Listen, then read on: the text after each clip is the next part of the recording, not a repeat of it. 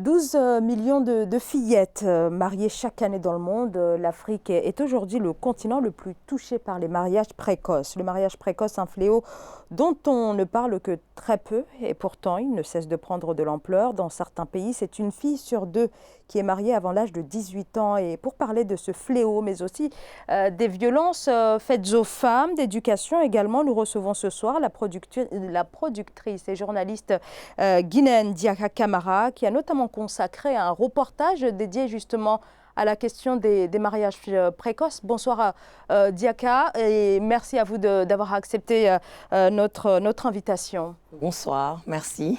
Alors Diaka Camara, vous êtes journaliste et donc productrice, mais également chef d'entreprise. Vous êtes extrêmement engagée, on l'aura compris, sur les questions entourant la condition de la femme. Et vous traitez notamment des violences faites aux femmes, des violences que vous avez mis en lumière justement dans ce reportage. Et je pense qu'on va peut-être pouvoir voir les images projetées dans le cadre de l'Afrique au féminin. Il s'agit donc de ce reportage portant sur un sujet extrêmement tabou. Est-ce que vous avez justement eu des difficultés particulières dans la réalisation de ce reportage, compte tenu du sujet abordé ? Oui, tout à fait. Comme vous savez, dans nos sociétés africaines en général, on ne parle pas des violences basées sur le genre, le mariage précoce, l'excision, le viol, le harcèlement sexuel. Et donc, pour moi, c'était important de faire ce reportage parce que je voulais justement donner une voix à ces victimes et vraiment mettre en avance ce qui se passe et ce que cette pratique engendre comme conséquence chez la femme, exactement, chez la jeune fille. Et donc, c'était difficile dans le sens là où j'ai eu du mal à trouver des victimes qui avaient accepté de parler à visage découvert. Au début, j'en avais eu 2 et vers la fin, il n'y a eu qu'une seule, mais même elle, au fur et à mesure qu'on filmait, elle a demandé vraiment de garder l'anonymité, mais elle a quand même accepté de témoigner, ce que je pense est déjà un très grand pas, vu la société dans laquelle nous vivons. Et donc, je dis toujours qu'il n'y a pas de victimes, mais il y a toujours des voix. Et pour moi, c'est important de donner place à ces voix, de laisser ces voix, de laisser ces victimes parler afin que les gens qui sont dans ces situations aujourd'hui, actuellement, au moment même là où nous parlons, puissent se dire « Oh mon Dieu !» elles ne sont pas seules. Et que ces témoignages leur donnent le courage de témoigner ou de sortir des situations dans lesquelles ils se retrouvent. Et aussi montrer aux gens qui perpétuent cette pratique et ce fléau vraiment les conséquences néfastes sur l'épanouissement de la jeune femme et voire même la vie de la jeune femme. Alors la vie de la femme mise en danger à cause de cette pratique. Il y a quelques jours, on a célébré donc le 8 mars, la journée internationale des droits des femmes. De nombreuses manifestations, on l'a vu, se sont tenues un petit peu partout dans le monde, notamment sur le continent africain, où des progrès s'opèrent, mais de façon extrêmement... voilà, c'est encore très très lent. Et vous mettez également en lumière la question de l'éducation des filles. Qu'est-ce que vous faites comme bilan? Quel bilan faites-vous au jour d'aujourd'hui? Mais je pense qu'au jour d'aujourd'hui, les sociétés, on est en train de changer. Les femmes sont en train de réclamer leur place. Je pense qu'ils ont compris que on va jamais te donner quelque chose sur un plateau en or, et surtout lorsque tu es une femme.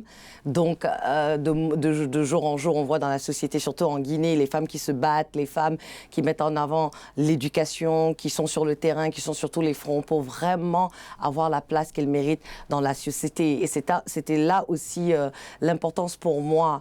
En tant que chef d'entreprise, je suis chef de l'agence CBC Worldwide Communication and Production, qui est une agence de communication et de production audiovisuelle made in Guinea, parce qu'il était important pour moi de créer du contenu audiovisuel qui peut contribuer à changer les mœurs, à changer les mentalités et à promouvoir la Guinée ou l'Afrique, et surtout promouvoir les femmes, faire la promotion de l'autonomisation des femmes, l'entrepreneuriat féminin à travers l'audiovisuel. Et donc aujourd'hui, on voit que beaucoup s'investit dans l'éducation et surtout l'éducation de la jeune fille, parce que nous représentons quand même plus de la moitié de la population. Et donc, lorsqu'une petite fille ne va pas à l'école, c'est vraiment une personne en moins qui peut contribuer au développement de la société qu'on empêche d'étudier. Comment expliquer que l'éducation des filles en tout cas, occupe si peu de place dans le débat politique? Parce qu'effectivement, alors l'éducation avance partout sur le continent, mais en revanche, en ce qui concerne la femme... Parce qu'au fait, je pense ça, c'est dû à la société, aux mœurs, aux cultures et aux traditions. Et lorsqu'on voit des pratiques comme le mariage précoce, l'excision, qui perdure encore dans nos sociétés, mais c'est un moyen de contrôler la femme, d'avoir toujours cette femme soumise, entre guillemets. Et je pense, et c'est pour ça que je dis, il faut changer les mentalités. Aujourd'hui, je me dis qu'ils connaissent la valeur de la femme, parce que même si la femme ne va pas à l'école, c'est la femme derrière qui s'occupe de la maison, qui s'occupe du foyer, qui cherche aussi, qui contribue aux finances de la famille, que ce soit dans le commerce ou à travers. Donc, je pense que c'est une question de culture, c'est une question de tradition, de mœurs, et c'est vraiment des tabous et des pratiques avec lesquelles nous devons rompre. Et je pense que ça se fait petit à petit avec toutes ces femmes qui se battent à travers le continent et qui montrent que vraiment la femme a sa place dans cette société qui est souvent patriarque. Donc, Et est-ce que vous constatez un désengagement des États? Alors, vous venez de la Guinée. Est-ce que vous estimez que le gouvernement guinéen est suffisamment engagé sur ces questions, que ce soit l'éducation ou bien les violences faites aux femmes? Je dirais oui, qu'il y a des efforts fournis dans ce sens, parce que, par exemple, le mariage précoce et l'excision sont interdits par la loi.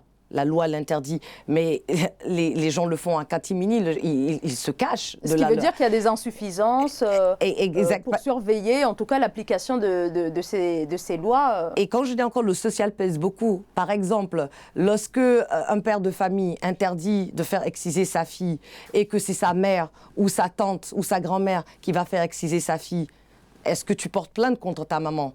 Vous voyez un peu ce que je veux dire? Toute une problématique. Toute une problématique, et c'est vraiment au niveau de la société, c'est vraiment au niveau culturel. Et là, de plus en plus, par exemple, en Guinée, on est en train d'assister à avoir des femmes, des jeunes femmes à des postes de position, des choses qu'on ne voyait pas auparavant, des femmes qui n'ont même pas la quarantaine, qui sont aujourd'hui chefs de cabinet, des directrices à vraiment des postes assez importants. Donc je peux dire que petit à petit, on est en train d'avancer dans ce sens.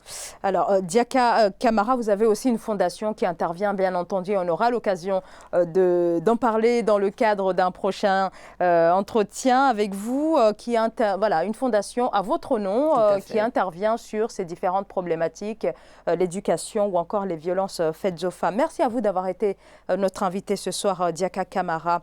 Je rappelle que vous êtes journaliste, productrice, animatrice de télévision en Guinée, mais aussi chef d'entreprise. Absolument. Merci à vous. Merci. Ce journal a été réalisé par la rédaction. Merci à vous de nous avoir suivis. Dans un instant, une nouvelle édition de l'actualité sur Africa 24.